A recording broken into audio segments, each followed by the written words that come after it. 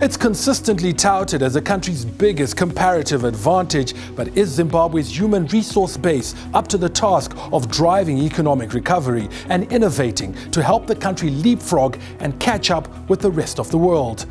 A leading human resource consultant, Nguwi, and the chairperson of the SMEs Association of Zimbabwe, Farai Mwakutuya, will be helping me find out that and much more on this edition of the Business Agenda.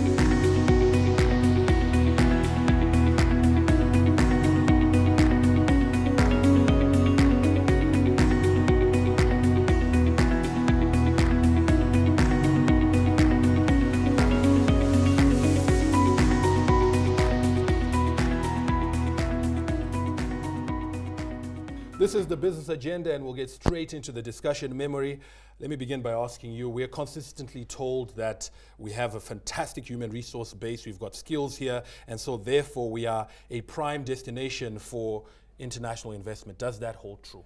That is not true. What we have is the quantity in terms of education, not the quality, and all the research reports have indicated that. So I don't know where people are getting that information that we actually have the top human resources. It's self-serving bias that I'm seeing in all those people who are talking about that. And if we look on the ground, what value have you seen that is coming from that human resource that people are talking about? Yeah. Companies have collapsed, correct? Being run by the people that are called the top human resources. And so where is the value? People must bring evidence of the quality of the human resources. If you look at I think the study that was done by the Minister of Higher Education, you will notice that we have got a huge skills gap, except in oversupply in one or few areas in terms of the skills. So we don't have the skills. That's a wrong assumption. And the first issue in any situation is to understand that you've got a problem. That's how we can solve the problem. Currently, we don't want to acknowledge you've got a problem in that area. Farai, let me bring you in very quickly here. I'm sure a lot of people who've qualified, who've earned their degrees, haven't been able to get formal employment, and so have turned to perhaps an area that you oversee, areas of micro, macro, and small enterprises. How is the skill set there? Because if they are getting by in very difficult circumstances, then there must be some acumen that they have. I think the skill set is quite compromised. I would tend to agree with what Memory has said. Firstly, when you look at the education system itself, there is now heavy emphasis on quantity, number one, but also in terms of what they learn, it's a lot more of memorizing and then writing exams, passing exams, getting higher and higher qualifications, but without developing your cognitive skills, your soft skills, without developing your psychomotor skills, the practical skills that are needed on the job. And I think there's also a disconnect in terms of the students who complete their educational qualifications and what is actually required on the job. So you probably need some sort of bridging mechanism to infuse some of those other skills, the soft skills, the work-related skills that are needed on the job, as opposed to the academic or theoretical education that is currently coming out. One of the things you said, Memory, was we need to acknowledge that we have a problem. Once we've done that, what next? Okay, well, I think the first thing is we've got a problem in terms of the skills that we require to turn around this economy. But I think the first point of call is that as a nation, I don't know whether the Minister of Higher Education has done that thoroughly because I've not seen the report. But if as a nation, we need to then say which areas are going to drive this economy and which skills do we require in those areas. The government must have a national workforce plan that talks to the plan that the government has, whether it's a 5-year or 10-year plan or the Vision 2030 that they're talking about. It must be informed by the skills that we require for us to get there. Well, currently, it's not there. We are making an assumption that we have, but we don't have. So whether we are going to come up with brilliant policies, if we don't have the skills to drive those policies, it's not going to happen. So I'll start with a national workforce plan that is informed by the plan, the Vision 2030 that the government is talking about.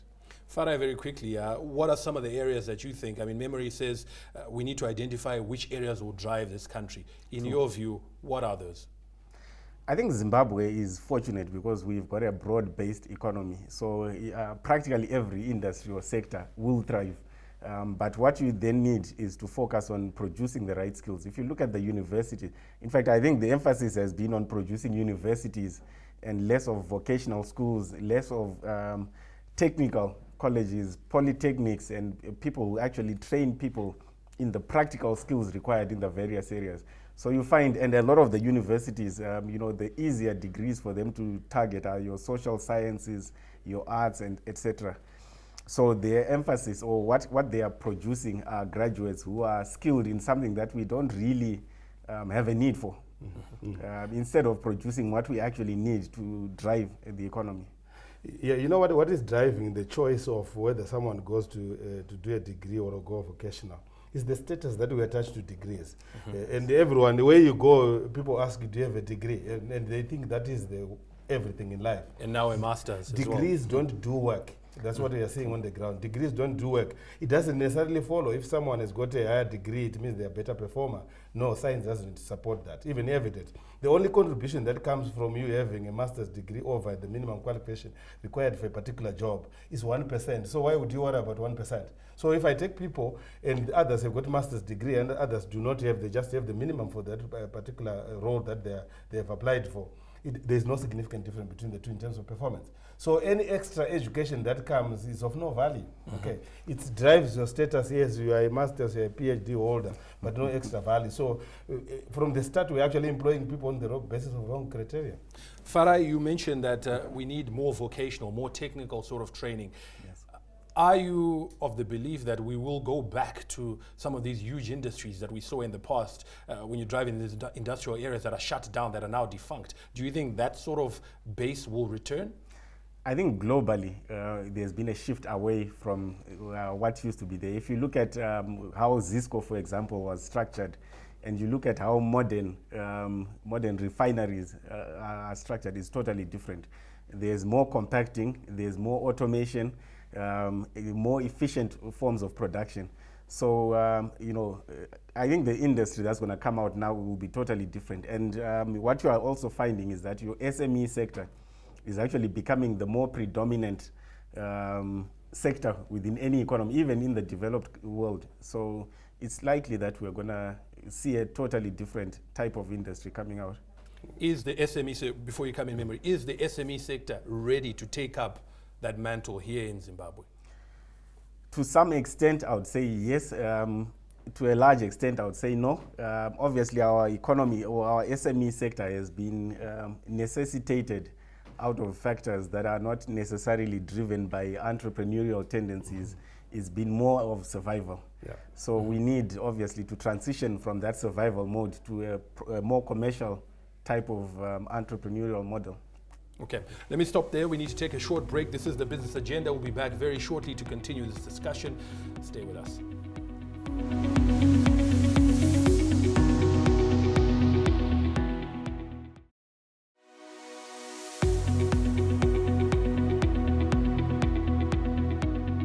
It is the Business Agenda, and we continue our discussion here. Memory, where you sit, I'm sure you get a lot of inquiries from international companies, potential investors. Are they willing to come and set up shop and employ locals? Yes, I think what we need to understand is that for top-level management, most of the time they bring their own people. Then for the rest of the staff, they then employ locals. I'm sure you've even seen in the newspapers people fighting and accusing the international companies about employing foreigners in senior positions. That is the standard across, it's not starting now, but even long back. I worked for international companies before, and that was the case. They want to protect their investment, and they don't have confidence in your management, your local management, and that's one of the greatest weaknesses that we have in Zimbabwe, that the leadership quality is not at the level that you would expect for some of the international companies. One of the reasons I also ask that, Farai, is because a lot of the time when you speak to people who are in informal business, they say we're not doing this because we like it. The minute companies and industries reopen, we'll flock back there and do that. Can the SME sector continue beyond, I mean, if the economic recovery that is projected does indeed happen? The SME sector can continue, obviously, very much in an informalized state. I think I recall one survey where they were saying only 12% of participants actually wanted to be doing what they were doing and had prospects of growing the business. The other 88% would rather be formally employed, like you are saying. But I still think that despite whatever may have pushed people into the SME sector, there are quite a number who've actually discovered that they do actually have the, what's required to run a thriving and growing business. So I think we'll still retain quite a significant entrepreneurial flavor to our economy, even if we do then get a lot of multinationals or large investors coming through. I think the challenge that you're going to see is that, which you have observed, is that, for example, if you look at, we did a study in 2013, and we discovered that there are some graduates who have gone for an average of 7 years without testing formal employment. And to bring them into a formal employment is not going to be easy. By now, I'm sure they know nothing about what they studied. And also the work ethic of those particular people is not going to be easy to change. So I don't think it's going to be a transition that is going to be very easy to do. And if you go back to what Farai said, in terms of the people that are in the informal sector, some have been running their own small businesses for 10 years. And you want to bring them back, unless they're going to do physical work. I don't see them going into doing professional work. It's not possible. Farai, we often hear that Zimbabwe is open for business. I suppose the main message there is to the international community, to foreign investors, international capital. Do you feel that as SMEs who've been in the trenches, doing business here through the tough times, that mantra is also, it relates to businesses here? Is the environment open? I think there's been a lot of reforms that have been happening in the past few years, and those reforms were driven by local industry and commerce, including us as SMEs. So the economy is being realigned. It's not yet perfect. The big challenge, I think, at the moment is obviously the cash and foreign currency situation. But once that is resolved, I think the economy will be open for business, both for locals as well as internationals. The other thing that you have to also bear in mind is that right now our economy is heavily dependent on imports. So unless you solve the issue of how money moves, it's going to be difficult for anyone to do business, whether they are local entrepreneurs or foreign investors trying to come in. One of the points you made earlier, Memory, was the issue that there are people who have been employed to try and bring them back. I'm sure one of the other factors that will affect whether they can be absorbed in formal employment is, how much they expect to earn. The average Zimbabwean really wants a pay package that covers their basics, covers rentals, has all these perks and benefits. Is that still applicable? Yeah, let's start with the comparisons. If you look regionally, most of our staff, especially the lower level, we are still overpaid in relation to the regional comparisons. But if you look at the cost of living, we are not overpaid. So those, I think we need to understand there. Then when you then go to the actual packages, if you look at the way the packages are structured here, it's more traditional. If you go and get employment, the employer must then look after you. You want the employer to pay school fees, water, utility bills, everything basically. That's the tradition. So you surrender all your problems to the employer, and this has been a problem for most of the international companies. When they come in here, they actually ask and say, look, why would you want to pay school fees for a grown-up man? Why would you want to buy a car for a grown-up? They must go and buy their own car. That's what is happening. That's why people are moving towards what is called total cost employer, and that is more in favor. That is more favorable for international investors, not the current traditional one. And also the companies that are actually on the traditional model, where you give all these things. Remember, all these things that people are giving have got nothing to do with the performance of the individual. You're actually rewarding the job, not the individual, and that's dangerous. Is the labor law, are the laws, is legislation in line to adopt this total cost model that you talk about? No, especially if you look at the NEC, your unionized employees, they're governed by the National Employment Councils. I'm sure they don't want to hear that because they want something good for their employees. But it's going to be very difficult for investors to be able to pass through that hurdle of saying you get paid whether you produce or not, you still get paid. Okay? If you decide to take your 50 days leave, sick leave, you still pay, including driving your nice car when you're on sick leave. So most investors are not used to that kind of environment. So reforms need to come in where we actually pay people based on what they produce. As a way forward, Farai, do you think that those reforms will be palatable to locals, that we will accept that this is the new reality, that it's about performance?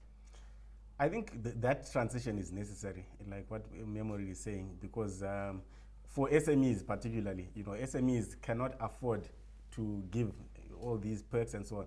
What you find mostly is when you look at the large companies, somebody is not, like Memory alluded to, somebody is not actually being rewarded for what they are putting in. They're being rewarded for occupying a position within a company, but most of the money is actually generated either from the company's own resources or brand and so on. But when you then come into the SME sector, because those things are not there, they cannot afford to do those things. And a lot of those issues, especially the minimum wages, they're a serious obstacle. And also your laws around retrenchment or ease of retrenchment or terminal packages and things like that, those definitely need to be reformed so that we've got a more a more fluid labor environment, because without that it's going to be difficult to transition. You talk about, I think it's always a cause for debate and dispute, that issue you talk about being overpaid in relation to the region, whereas the cost of living is much higher here. How can that be resolved? Should we, I suppose it will then bring in the whole currency debate. How best do we align ourselves? Okay, maybe let's start with, when you say someone is overpaid, you are talking about in relation to the value that they're creating. Okay, that's the problem. That is emanating from the way the remuneration structures are structured. For example, when you go to many organizations, the first thing that they do is they grade your job, okay? And so you are now in D4 or D5 of the grade. Before you even join, the grade is already there for you, okay? Including a minimum salary, a midpoint, and a maximum salary. So which means you're already starting to know what you're going to earn before you join. When you join in there, we are assuming that the organization is going to get the right people to be able to occupy those positions. That's the assumption. But in practice, we know most organizations don't recruit the right people. They don't recruit people on merit. So they bring the wrong people into a grade that is already overpaid. When that person does not deliver, they complain about overpaying. So the challenge is the way we put people into jobs. Look across all industries. The biggest challenge for any organization is that we don't take people on merit. We consider other factors that have got nothing to do with performance. Then we complain when things don't work. Yeah. Much more coming your way on the business agenda. We take another short break. Do stay with us.